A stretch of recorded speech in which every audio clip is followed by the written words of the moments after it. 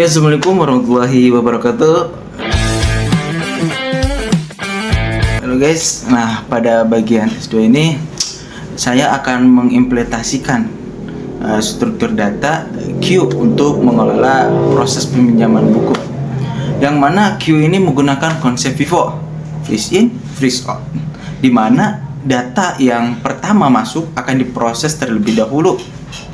Nah, konsep ini sesuai dengan kondisi nyata di perpustakaan, di mana pengguna yang lebih dahulu melakukan peminjaman akan dilayani lebih dahulu, sehingga sistem menjadi lebih adil dan terstruktur.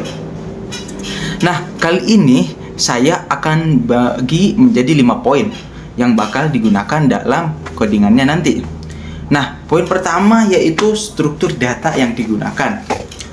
Dalam implementasinya, saya menggunakan Q dengan bantuan linked list. Nah, seperti ini.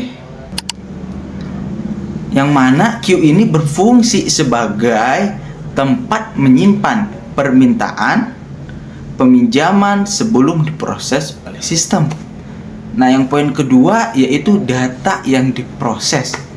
Data yang dimasukkan ke dalam Q berupa objek dari class borrow record, yang mana objek ini menyimpan ID member, kode buku, dan tanggal peminjaman. Poin yaitu metode utama dalam S2 ini, atau dalam bagian saya yaitu borrowing queue.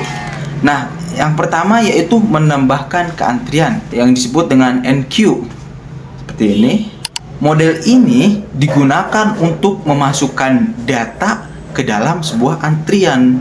Setelah itu masuk kepada proses peminjaman atau yang biasa disebut dengan proses borrow, dan ini digunakan untuk mengambil data paling depan dari semua antrian.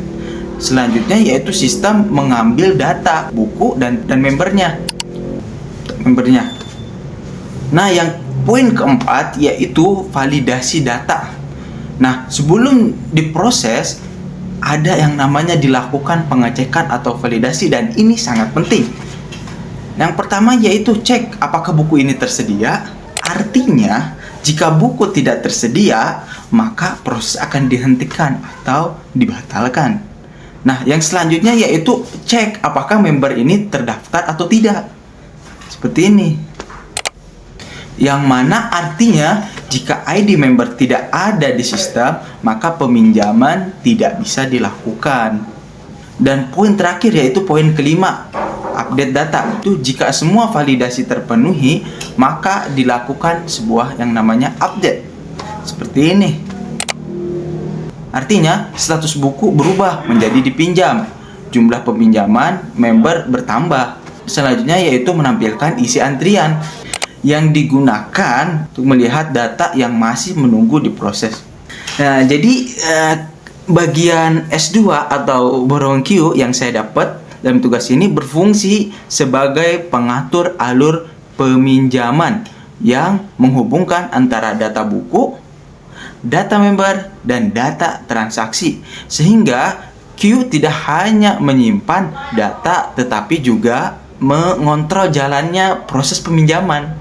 Ya, jadi intinya kesimpulannya yaitu dengan menggunakan Q, sistem itu menjadi lebih teratur, proses peminjaman lebih adil karena menggunakan yang namanya FIFO, freeze in, freeze out, dan memudahkan dikembalikannya ke fitur yang lebih kompleks. Nah, oke, itu tadi penjelasan mengenai struktur data atau yang akan digunakan pada bagian borrowing queue. Nah, pada video selanjutnya kita akan langsung masuk ke tahap implementasi atau live codingnya dari konsep yang sudah kita jelaskan tadi.